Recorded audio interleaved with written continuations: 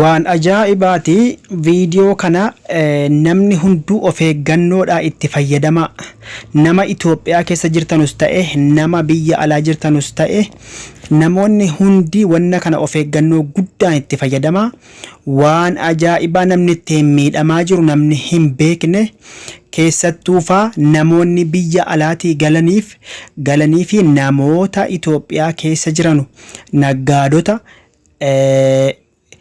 wannuma waa bitanii gurgurannu jechuudha. Bakka hedduutti birrii nyaatamaa jirani waan tooftaa ajaa'ibaa Itoophiyaa keessatti hojjetamaa jiru hangi beektan beektani hangi hin beekne immoo waliifillee qoodaa dhagahaallee wanna kana nama hin beeknetu jira. Dursa otoo wanna biraatti hin dabarfatin ijoolleen yeroo biyya alaatii galan magaalaan guddittii Itoophiyaa waannaan Addis Ababaadha waan ta'ennaan namni eessaayyuu galu Ameerikaa inni galus Awurooppaadha biyya Arabaa Saudiyaa ta'uu Kuweetii Dubaay ta'uu biyya eessaatiyyuu namni galu Addis Ababumatti bu'a. Gizee bu'anii birriin jarri fudhatanii bu'anuu karaa baankiitti waan sarafni isaa xiqqoo wal caaluuf jecha ni beektanii namoonni hedduun doolaaras haa ta'u riyaalas haa ta'u diinaaras haa ta'u dirhamas haa ta'u sarafni isaa yookaan jijjiirraan waan xiqqoo wal caalu jecha karaa alaatiin jijjiirrachuu fedhani. Bakka guddaadha kun. Isa kaanitti isiniifan deebi'a waan ajaa'ibaati. Sarrafachuu fedhanii gizee dhufan bakka achi as jedhee isinitti himuu ni beektanii warri Itoophiyaa biyya Itoophiyaatti galtanii deebitanis warri Itoophiyaa keessa jirtanus ni beektanii jedhee tayyaadha akka itti jijjiiramu kana sana jedhee isinitti isin himin. Harki muraasni baankiitti jijjiirata nagumaan jijjiiratee baha hagi bakkeetti jijjiiratu birrii ajaa'ibaa wayii bahee maashiniin birruma orjinaala fakkeessee hojjete namoonni hedduun nama hin beekne yoo ta'e birruma baay'ee itti kennanii namsuun nyaatamaa jira. Nama hedduutu nyaatame namni keenya waan kana miidiyaatti bahee dubbate cheekii yoo hin goone bakka hedduutti nyaatamaa jira. Nyaatamee ka'ee meeqa boohee galee calluma jedhaa jira. Wanni kun immoo waan ijoollee keenya miidhaaru keessaa isa guddaadha. Namoota hedduu waan miidhaaru keessaa. Namoonni hubannoo kana hin qabne maallaqa jijjiiratanii wagga ka'an yoo nama beeku ta'e birrii wal makee itti kenna. Birrii inni maashinii sobaatiin hojjete hattuun inni hojjete sun qirincaafi qabanii walitti daddabarsu. Birrii 4GD jechuudha. Birrii yookaan orjinaala hin taane birrii akka waraqaa fakkeessanii hojjetanii jechuudha. Yoo nama beeku ta'e yoo nama waa shakkanii namkun muuxannoo qaba jedhan ta'e birrii wal makaniiti lakkaahu yookaan immoo isa itti baay'isaniiti lakkaahanii namoonni hedduu akkanatti nyaatamaa jira. Gaafa kaan bakka geessanu hin beekanu gizee harkatti didame gubuu yookaan gatuudha. Yookaan immoo akkuma kana tooftaa malanii beekaa kan rabbi hin jaallanne kan guyyaa qiyaama wanna kanaan qixaaxa guddaa qixaaxamuu danda'u jechuudha. Islaamas ta'e kiristaanas ta'e wanni haqqii nama islaamnis haqqii namaa nyaachuu hin eeyyamu. Ortodoksiin pheenxee ta'e amantii kam ta'e namni haqqii nama nyaachuu eeyyamu gonkumaa hin jiru muslima dabalatee.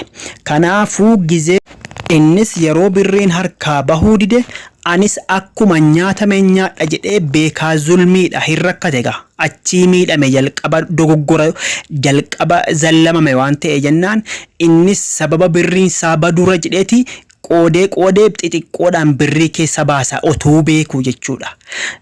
Kan badii hojjete eenyunni isa dura badii hojjete kanatti badiitti galche. Kun garuu nama hedduu halaakaa jira, nama hedduutu wajjin rakkataa jira, nama hedduutu immoo erga maallaqa kana fudhatee ka'ee birri haqqii anis kana dabarsee baasee haqqii natiin ta'in beekaa jedhee meeqatu gatee dhiisaa jira. Akkanatti namni hedduun kasaaraa jira. Naggaadota waa bitanu naggaadota magaalaa gurguddoo keessa haa ta'u nama baadiyyaa dhufes haa ta'u akkasitti birriin itti kenname naggaadonni amma birrii baay'ee fudhanu otoo hin beekin birriin harkatti kennama otoo hin beekin birrii kana fuudhanii gaafa baramee jedhe jarris rakkatanii birrii kana wal keessa baasaa jirani. Namoota hedduutu wajjin kasaaraa jira. Nam kun gaafa qabame garuu hin beektani murtiisaa. Egaa obboleewwan kiyyaa of eeggannoo wanni gootanu warroota naggaadota warroota waan agaddanu birrii hanga ta'e harkatti lalakkaa'amu jechuudha. Birrii harkatti lalakkaa'amu sanaafi warroota biyya alaatii galanii maallaqa jijjiiratan namni hedduun nyaatamaa jiru.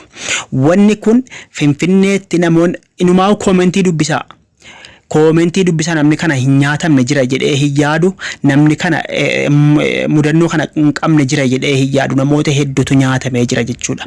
Obboleewwan kiyyaa wanni kuni Itoophiyaa keessatti wanni akka biyya biraallee numa jira. Garuu namoota cinqamanii hojjetatanii yookaan namoota birrii namaa fuudhanii faa hojjetantu jiru. Yoo akka Itoophiyaa ilaalle jechuudha, birrii namaa fuudhanii hojjetantu jiru. Yeroo birriin kun kasaaraa harkatti ta'e tokkoon birrii namaa sanaaf maraatu, tokkoon immoo jarris akkuma kana akkuman jedhee ka'e keessaa fuudhaniiti xiqqoodhaan nama hundatti hiranii namoota baadiyyaa faa hin beekne faatti akkasitti nama miidhaa jirani.